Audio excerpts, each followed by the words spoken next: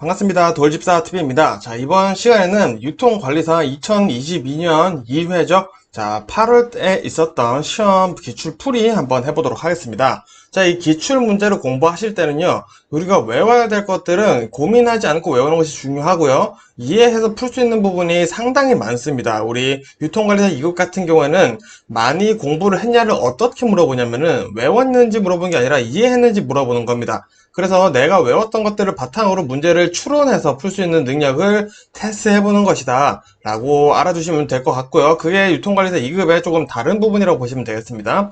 자, 기출문제 풀면서 제가 앞으로 기출문제 어떻게 공부를 해야 되는 건지 중간중간 말씀드리도록 할 테니까 너무 암기만 한다라고 생각하시면 유통관리사 시험은 점점 더 어려워진다라는 거 꼭 알아두시고 한번 문제 풀어보도록 하겠습니다. 자, 1번. 채찍 효과를 줄일 수 있는 대안으로 가장 옳지 않은 것은, 자, 채찍 효과가 뭔지 모르면 풀 수가 없는 문제입니다. 우리 기출문제 아무리 돌려본다 하더라도 이런 식으로 만일에 뭐 신출문제 나와버린다 그러면은 뭐 사실은 대안이 없어요. 자, 그럼 채찍 효과는 뭐냐? 자, 여기 써있죠? 자, 소비자의 정보가 상부 공급 단계로 갈수록 잘못 전달되는 것이다. 자, 무슨 말이냐? 자, 제가 쉽게 말씀드리겠습니다. 자, 제조업체가 있을 거고요. 자, 그리고 공급업체, 자, 혹은 유통업체가 있을 거고요. 자, 그리고 우리 소매업체, 자, 소매업체. 자, 이렇게 있을 겁니다. 보통 이렇게 순서대로 물건이 전달이 되고 있죠. 자, 그런데, 자, 이 소비자가 이렇게 얘기를 해요. 아, 나 포켓몬스터 빵 먹고 싶다라고 얘기를 합니다. 자, 요 2022년에 상당히 유행을 했죠? 자, 그러니까 소매업체에서 아, 포켓몬스터 빵 먹고 싶다고? 알겠어. 하고 공급 유통업체에다가 뭐라고 얘기하냐면은 야, 지금 포켓몬스터 상품이 인기가 좋아. 이거 좀 더 갖다 주면 좋겠는데? 라고 얘기를 해버리는 거예요. 그러니까 공급 유통업체가 알겠어. 하고 제조업체 이렇게 얘기하는 거예요. 야, 지금 일본 캐릭터가 인기가 엄청 많다. 일본 캐릭터 한번 다 갖다 만들어보자. 이런 식으로 잘못 전달되고 있죠? 소비자는 나는 포켓몬 빵이 맛있어. 라고 얘기를 했을 뿐인데 가다 보니까 굉장히 잘못 전달된 거예요. 자, 요런 문제가 생기는 것이 바로 채찍 효과다라고 얘기를 합니다.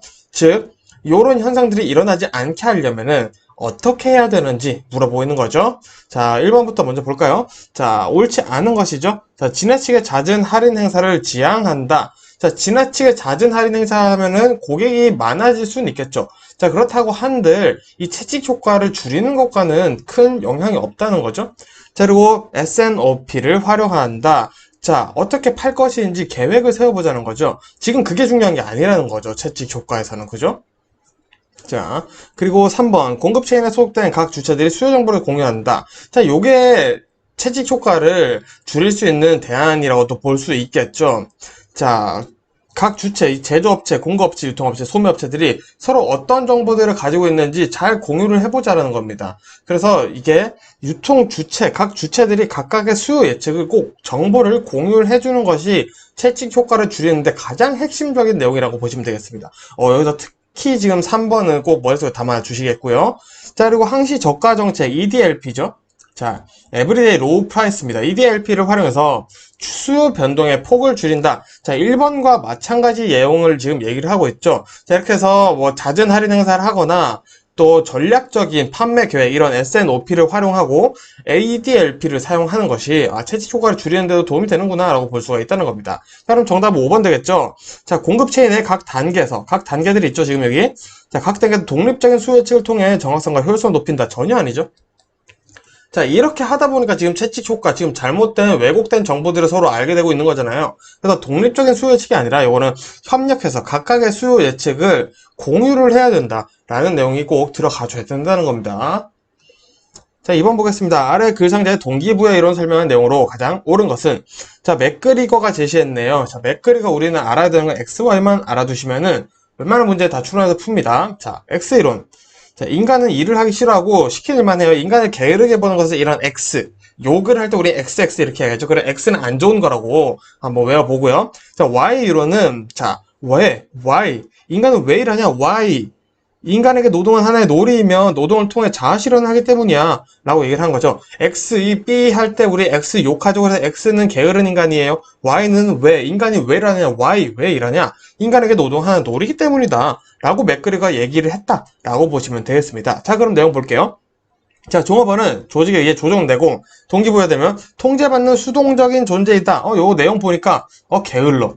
지금 X이론이구나. 맥그리거의 X와 Y론 중에 X이론에 대한 설명을 하고 있네요. 자, 그럼 옳은 것 한번 찾아봐야겠죠. 자, 위생요인. 위생요인 아니죠. 자, 위생요인은 전혀 다른 사람이죠. 자, 인간의 행동을 지나치게 일반화 및 단순화하고 있다. 자, 요거 맞는 내용입니다. 자, 우리 X이론. 자, 그렇다고 해서 인간이 다 개운 거냐? 그런 것도 아니잖아요. 자, 그런 단점, X요인에 이런 단점이 있더라. 라는 거 지금 문제 풀면서 하나 알아볼 수가 있겠네요. 자, 나머지는 다 틀렸죠? 고차원 욕구와 추구점, 저차원 욕구를 충족시키기. 말이 꼬이네. 자, 충족시키기 위해 노력한다. 이것도 아니고요. Y형 인간 아니죠? X형이죠, 지금. 자, 감독 금요, 작업 조건의 계산은 동기부여 자체와 관련이 있다. 자, 이것도 마찬가지 아니겠죠? 자, 3번 보겠습니다. 기업이 물류 부분의 아웃소싱을 통해 얻을 수 있는 편익에 대한 설명으로 가장 옳은 것은? 자, 제가 아까 말씀드렸죠. 유통관리사 2급은 추론이 상당히 중요하다라고 했습니다. 자, 지금 기업 A의 물류 부분을 B에게 아웃소싱을 준 거죠. 자, 그러면 어떤 이익이 생길지 한번 고민해 봅시다. 자, 첫 번째, 비용 절감. 자, 여기서 비용이라는 것은 고정 비용이 줄 수 있겠죠. 자, 내가 그동안 물류팀을 구성하는데, 자, 1,000만 원이 들었어요. 자, 근데 물건을 100개 옮겨도 1,000만 원, 200개 옮겨도 1,000만 원이에요. 자, 그럼 100개 옮길 때는 손해라고 볼 수 있겠죠. 자, 요거를 우리 B에다가 외주를 줘버리니까, 그냥 물량에 맞춰서 내가 이제 유지비를 감당할 수 있겠다. 요게 비용 절감이 될 수가 있다라는 거겠죠. 자, 그럼 두 번째 볼게요. 자, 물류 서비스 수준이 향상된다. 자, 이것도 마찬가지겠죠. 물류를 전문으로 하는 회사가 아무렴 내가 물류를 하는 것보다는 더 잘하겠죠. 자, 서비스 수준이 향상될 수 있고요. 3번 외주 물류 기능에 대한 통제력 강화. 자, 요거는 아니겠죠. 자, 물류를 외주를 맡겼잖아요. 자, 그러면 이 물류에 대한 전적인 통제는 누가 하고 있다? 외주를 받은 B기업이 하는 거죠. 자, 검토 정도만 물류를 맡긴 회사가 해주는 것이다 라는 개념을 가지고 있으면 좋을 것 같아요. 자, 그렇다 보면은 외주 물류 기능에 대한 통제력이 강화되는 것이 아니라 약화된다고 보는 것이 더 맞겠죠. 자, 그리고 4번 볼게요. 핵심 부분에 대한 집중력 강화다. 자, 기업 A가 물류라는 파트를 다른 회사에다가 맡겼습니다. 그러면은 물류를 하던 일에 다른 부분으로 좀 더 집중을 할 수 있겠죠. 내가 물류를 하려고 했었던 시간을 다른 일을 하는데 시간도 투자를 할 수 있겠다. 그러면은 내가 핵심 부분에 집중력을 더해서 강화시켜 볼 수 있겠다라고 볼 수 있는 거죠. 자, 물류 전문 인력 활용하는 것도 마찬가지 맥락을 보시면 되겠습니다. 자, 우리 물류 부문, 물류를 아웃소싱 하는 거를 우리 3PL 제3자 물류라고 하죠. 자, 요거는 우리 제3자 물류에 대한 내용을 알고 있는지 결국 물어보는 질문 문제였네요. 자, 4번 보겠습니다. 풀필먼트에 대한 설명으로 가장 옳지 않은 것은? 자, 이런 문제들은 정답 보고 나머지 내용들로 풀필먼트가 뭔지 이해를 하시면 공부를 해보시면 됩니다. 자, 먼저 한번 말씀드릴게요. 자, 옳지 않은 것, 정답은 2번이에요. 자, 생산지에서 출발해 물류 보관 창고까지 도착하는 구간인 라스트마일의 성장과 함께 부각되고 있다. 자, 라스트마일이 뭐냐? 쉽게 얘기하면 이런 겁니다. 자, 생산자에서 우리 소비자까지 가요. 자, 그럼 여기는 뭐 유통도 있을 거고 공급도 있을 거고 소매업체도 있을 거죠. 이렇게 가는데, 자, 그러면은 이 라스트 마일, 마지막으로 남은 이 소비자에게 도착하기 전까지 남은 1마일에 여기에 집중을 하는 것이다. 이 구간을 보는 것이다. 라는 것을 라스트 마일이라고 얘기를 합니다. 자, 그런데 풀필먼트라는 건 뭐냐? 자, 1번부터 볼게요. 판매자 입장에서 번거로운 물류에 신경 쓰지 않고 기획, 마케팅 등 본업에 집중할 수 있도록 도와준다. 이런 게 있고요. 이커머스 시장의 성장으로 소비자들의 소비 패턴이 오프라인에서 온라인으로 이동하는 급격히 발달하고 있다. 또 오풀필먼트란 다품종 소량 상품, 주문 빈도가 잦은 온라인 쇼핑몰에 적합하다. 5번 판매 상품의 입고, 분류, 재고관리, 배송 등 고객에게 도착하는 전 과정을 일괄 처리하는 시스템이다. 자, 2번과 5번이 상당히 상충되는 내용입니다. 자, 고객에게 도착하는 전 과정을 일괄 처리하는 게 풀필먼트라고 해요.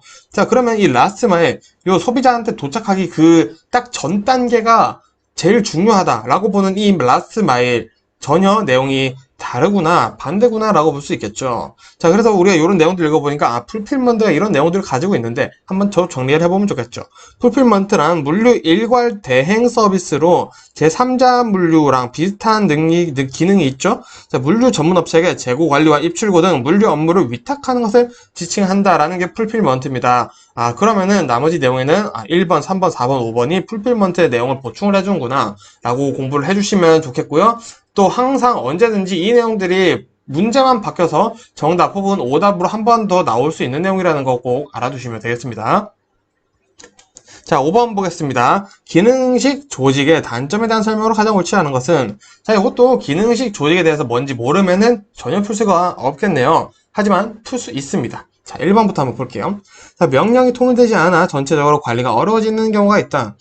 그렇다고 하네요. 자, 2번 천천히 읽어볼게요. 자, 각 관리자가 담당하는 전문적 기능에 대한 합리적인 업무 분장이 실제로는 쉽지 않다라고 되어 있네요. 자, 그리고 3번 책임의 소재가 불분명하고 조직의 모순은 사기를 떨어뜨린다. 자, 4번 일의 성과에 따른 정확한 보수를 가감할 수 없다. 5번 각 직원이 차지하는 직능이 지나치게 전문화되어 그 수가 많아지면 간접적 관리가 증가되어 고정적 관리비가 증가한다. 자, 라고 되어 있습니다. 자, 요 내용에서 지금 조금 다른 이야기를 하고 있는 친구가 있습니다.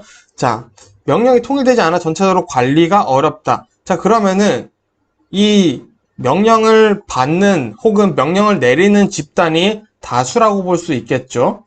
자, 그래서 첫 번째 힌트입니다. 자, 각 관리자가 담당하는 전문적 기능에 대한 합리적 업무 분야가 실제로 어렵다. 자, 1번에서 명령이 통일되지 않아. 그럼 명령이 내리는 사람이 많다라고 볼 수 있다는 거죠. 자, 근데 여기 각 관리자라고 있어요. 아, 그럼 관리자가 많구나. 즉, 무슨 말로 볼 수 있겠죠? 1번과 2번은 같은 맥락의 얘기를 하고 있다. 1번, 2번은 결국 맞는 말이다. 볼 수 있는 거죠. 자, 3번 책임의 소비자가 불분명하고 조직의 모순은 사기를 떨어뜨린다.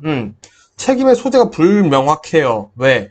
책임을 지는 사람들이 상당히 많다라고 볼 수 있겠죠.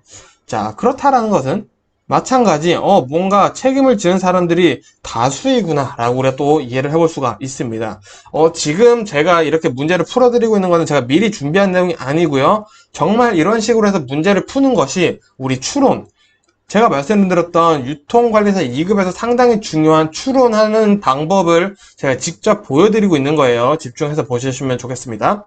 자, 일의 성과에 따른 정확한 보수를 가감할 수 없다라고 되어 있습니다. 성과 측정이 불가능하다는 거죠. 자, 이것도 보시면은 누가 무엇을 했는지, 자, 그 파트들은 나누어져 있으나 그 파트가 정확히 얼마만큼의 기여를 했는지 알아내기가 힘들다라는 거겠죠.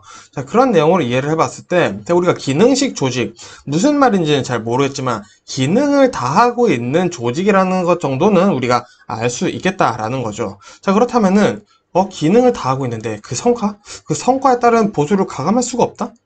가감할 수가 없다? 그렇다는 것은 조금 약간 미지수죠. 자, 세모로 남겨두겠습니다. 자, 5번 볼게요. 자, 각 직원이 차지하는 직능이 지나치게 전문화되어 그 수가 많아지면 간접적 관리자도 증가되어 고정적 관리비가 증가된다. 자, 우리가 4번은 조금 헷갈렸다라고 솔직히 인정을 합시다. 자, 근데 5번 보니까, 자, 간접적 관리자가 증가된다는 말이 있습니다. 아, 자, 그럼 또 다수 관리자라는 저희가 지금 찾아보고 있는 그 키워드와 상충되네요. 그러면 정답이 4번이 될 수 있을까요? 정답이 4번이 된다라는 겁니다. 자, 우리가 전혀 알고 있지 못하더라도 이런 식으로 추론을 해서 풀어볼 수 있는 게 유통관리사에서는 정말 많이 나옵니다. 이 부분 간과하시면은 스스로 시험을 정말 어렵게 만들고 있다라는 거 꼭 알아두시고요. 자, 그러면은 내가 기능식 조직을 이제는 알고 있다라는 거 한번 가정하고 풀어볼게요. 자, 기능식 조직이라는 건 말이죠. 자, 프로젝트 조직이 먼저 있습니다. 자, 어떤 프로젝트를 달성하기 위해 일시적으로 모였어요. 자, 그러면은 마케팅부에서도 왔고, 뭐 홍보부가 마케팅부인가요? 자, 그리고 뭐 기술팀에서도 왔고, 뭐 이런 식으로 막 왔어요. 각자 A라는 프로젝트를 위해서 잠시 모여서 협업을 합니다.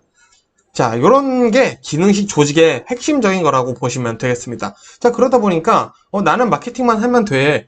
나는 계속 기술만 만들면 돼. 계속 나는 일러스트만 만들면 돼. 이러다 보니까 누가 하나 통제하기가 힘들다라는 단점으로 나올 수도 있겠죠. 자, 그런 내용들이 지금 1번, 2번, 3번, 5번에 들어가 있다라는 겁니다. 자, 그러면 장점도 당연히 있겠죠. 자, 프로젝트에 집중을 하니까 이 성과를 빨리 만들어낼 수 있다는 겁니다.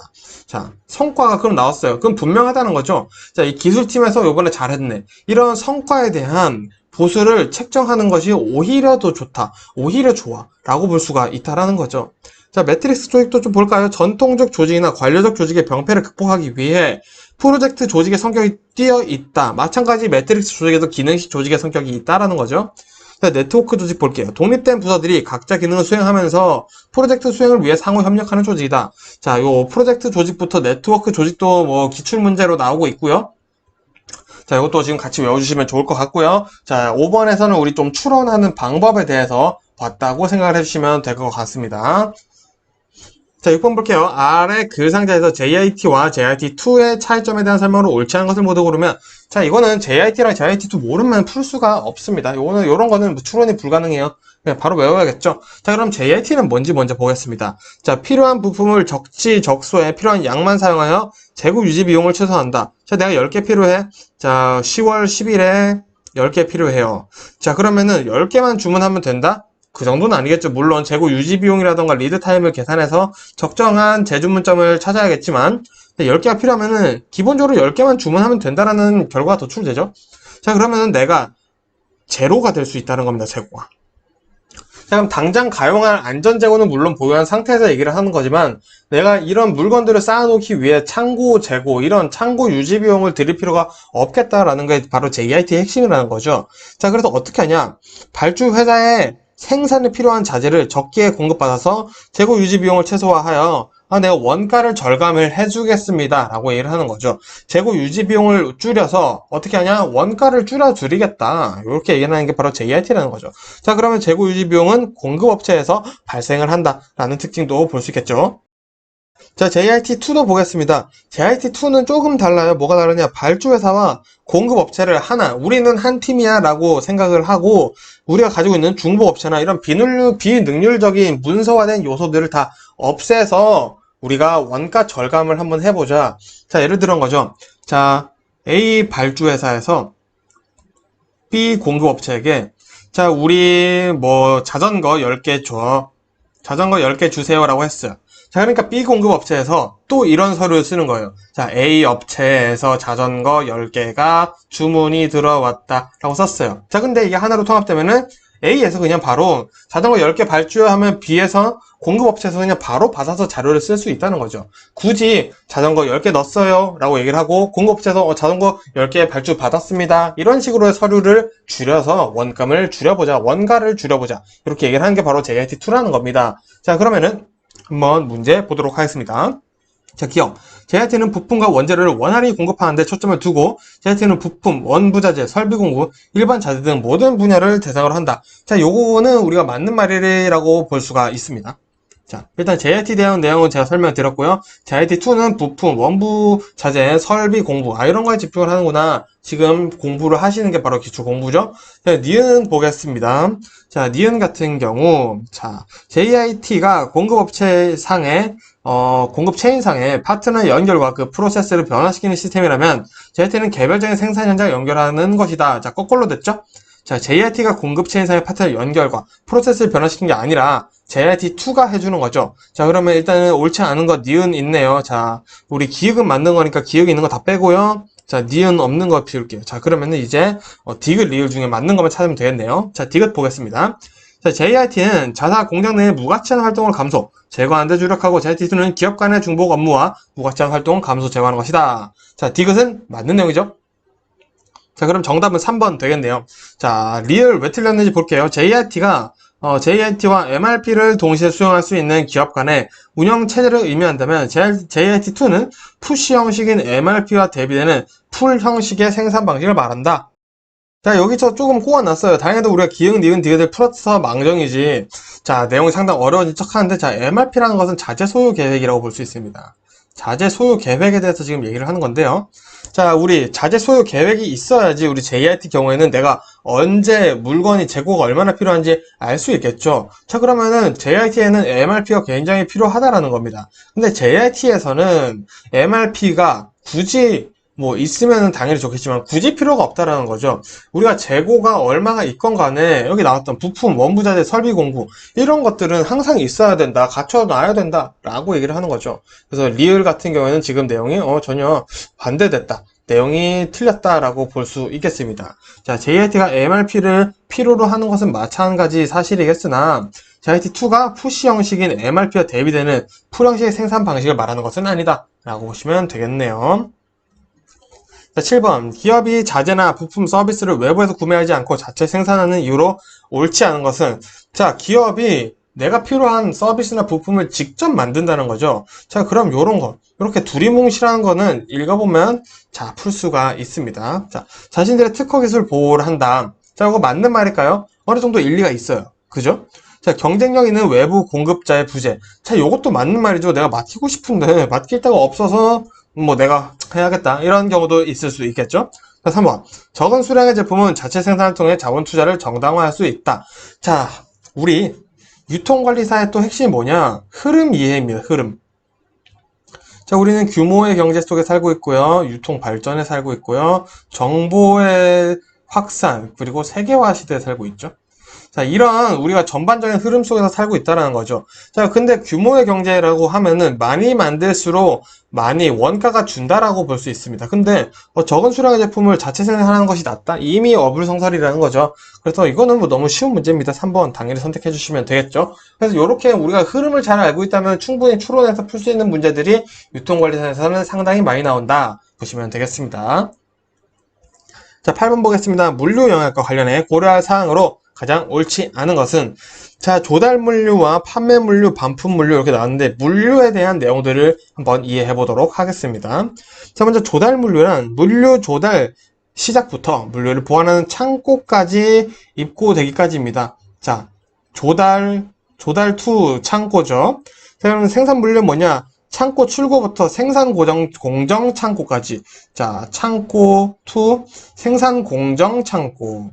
생공창고. 자, 라는 거. 그 반품 물류, 소비자의 반품이나 교환을 위한 물류 활동이고요. 폐기는 뭐냐? 파손 또는 진부화 등으로 제품이 상품 또는 포장 용기를 소멸시키는 물류 활동이라고 보시면 되겠고요.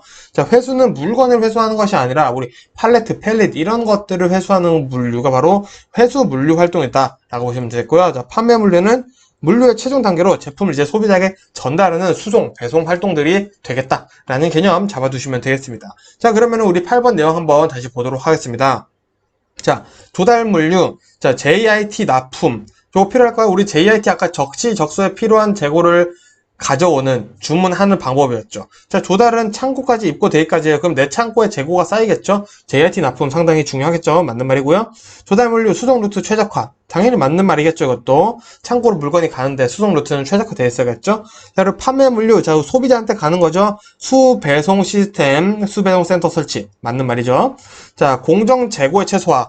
자, 우리 판매 물류에 맞는 말이 아니죠. 자, 공정 재고의 최소화는, 자, 우리 공정 재고니까 뭐가 되겠죠? 생산 공정, 생산 물류가 되겠죠?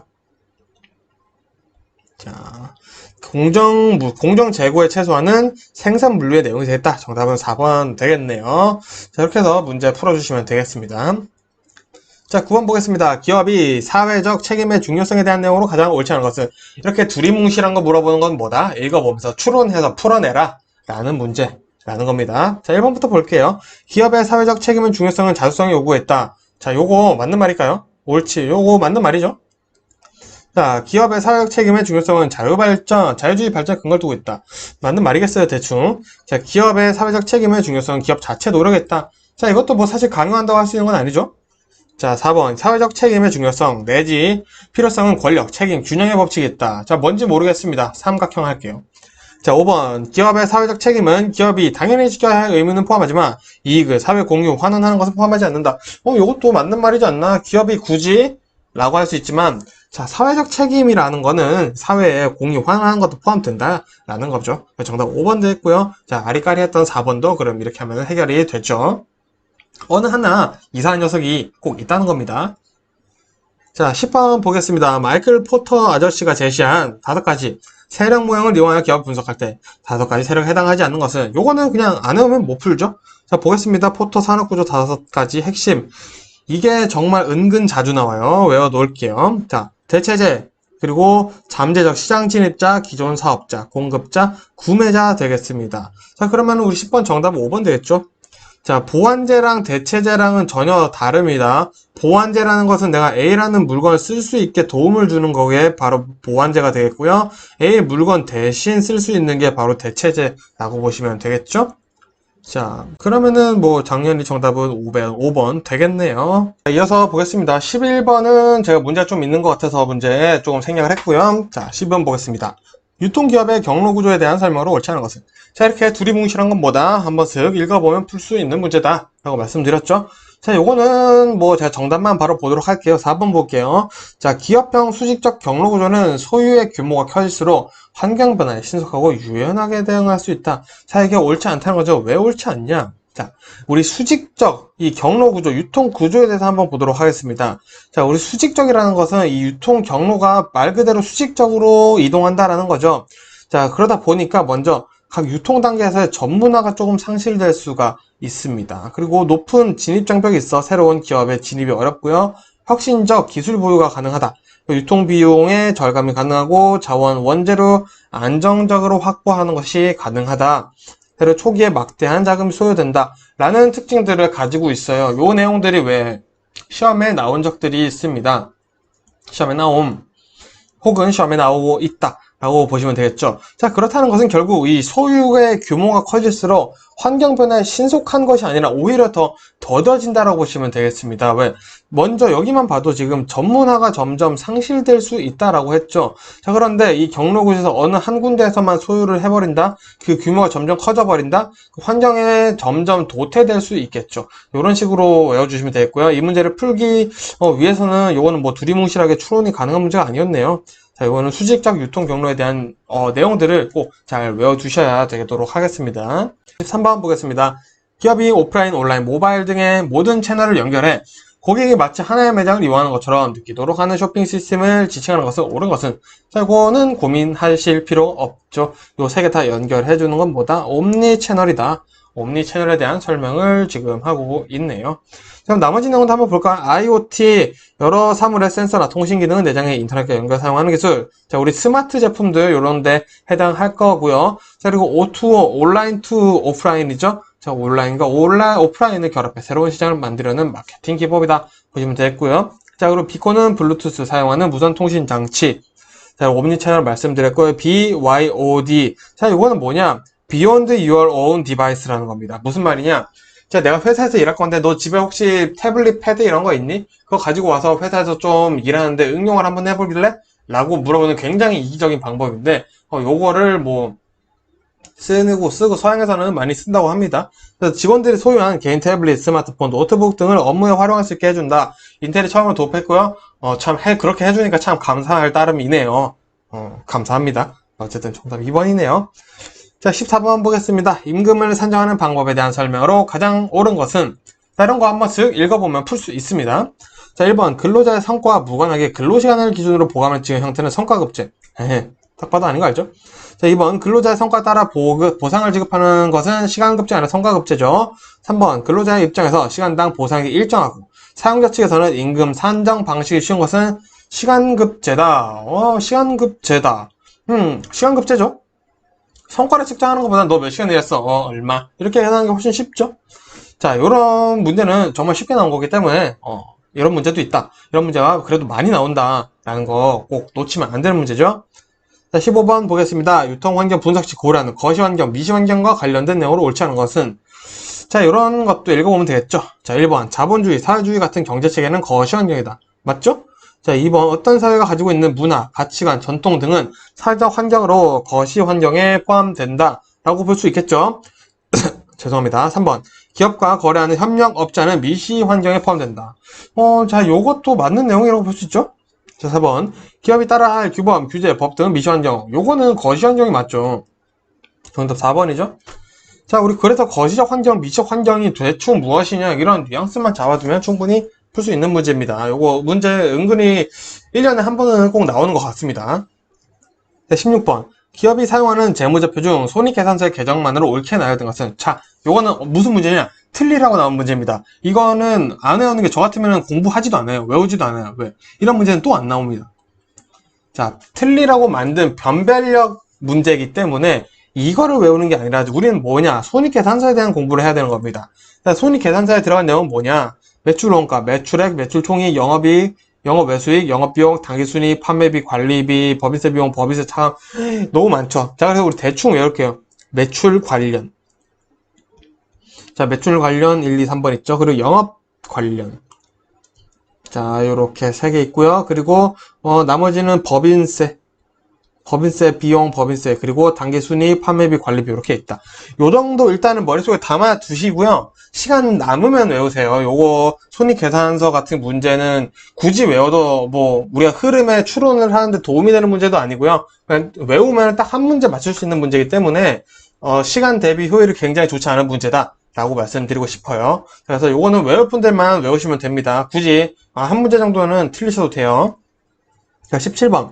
구매 관리를 위해 기능의 집중화와 분권화를 비교할 때 집중화의 장점으로 가장 옳지 않은 것은, 자, 딱 봐도 집중이랑 우리 분권 차이 오시죠? 하나 한 개, 분권은 여러 개, 다개. 자, 다개라고 하는 거 맞나요? 어쨌든. 자, 한번 읽어보도록 하겠습니다. 집중화의 장점이죠. 자, 구매 절차가 간단하고 신속하다. 자, 한 개 집중을 했어요.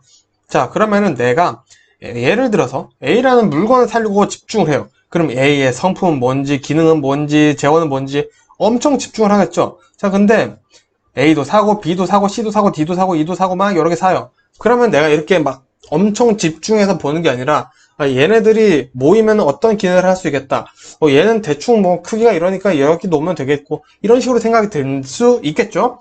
제가 괜히 헛소리 하는 게 아니죠. 자, 그렇다면은 집중을 한다면은 구매 절차가 간단하고 신속할까요?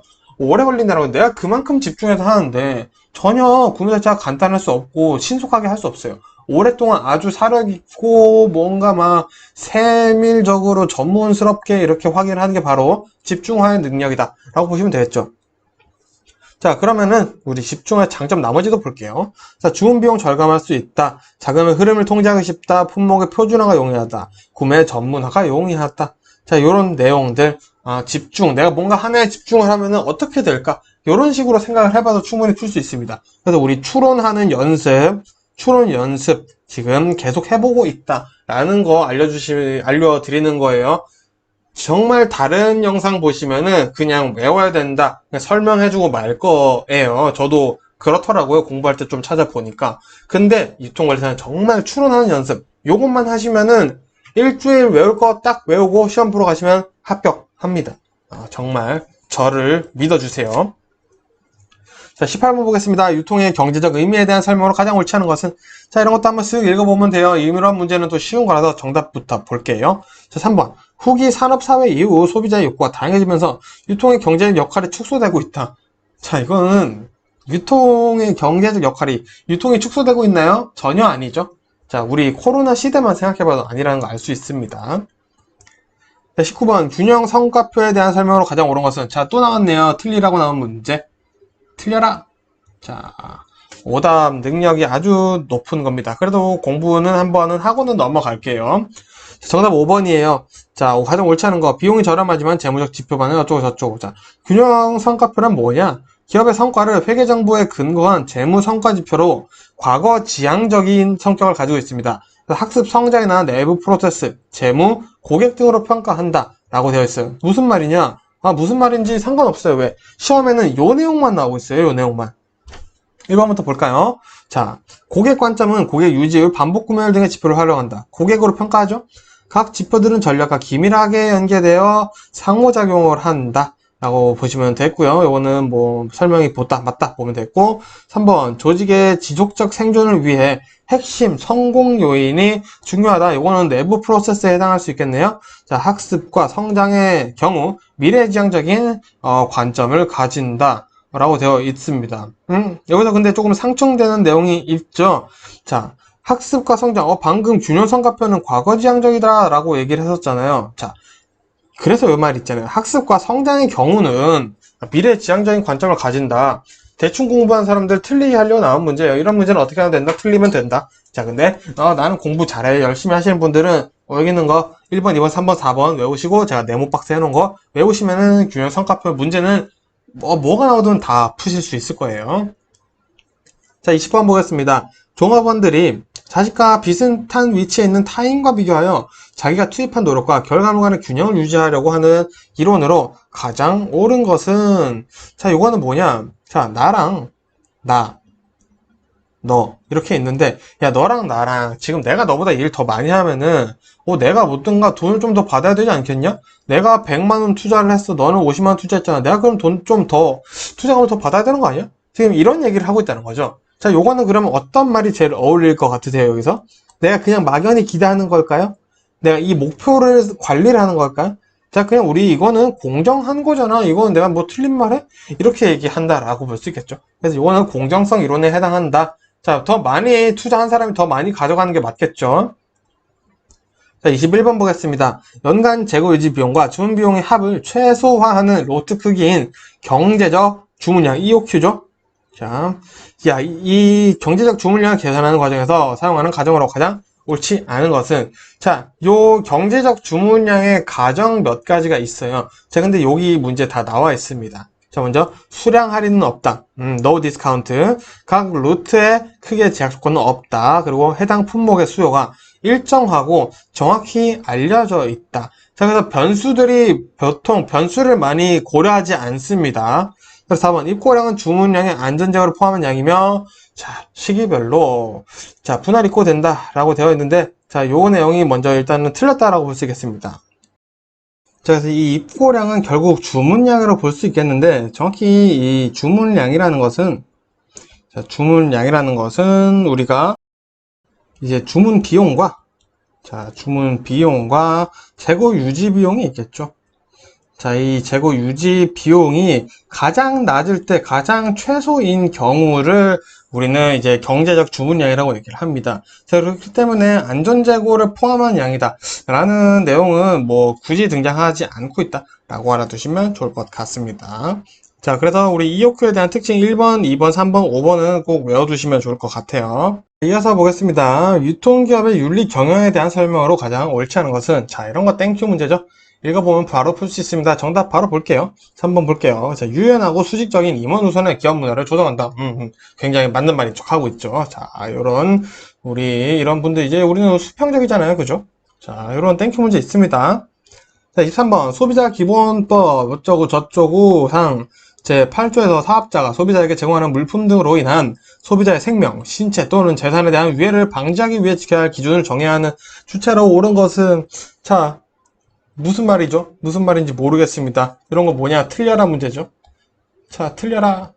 자, 그래서 요건 정답만 볼게요. 정답은 5번입니다. 어쨌든 국가에서 이런 거를 정한다라는 거 보시면 되겠네요.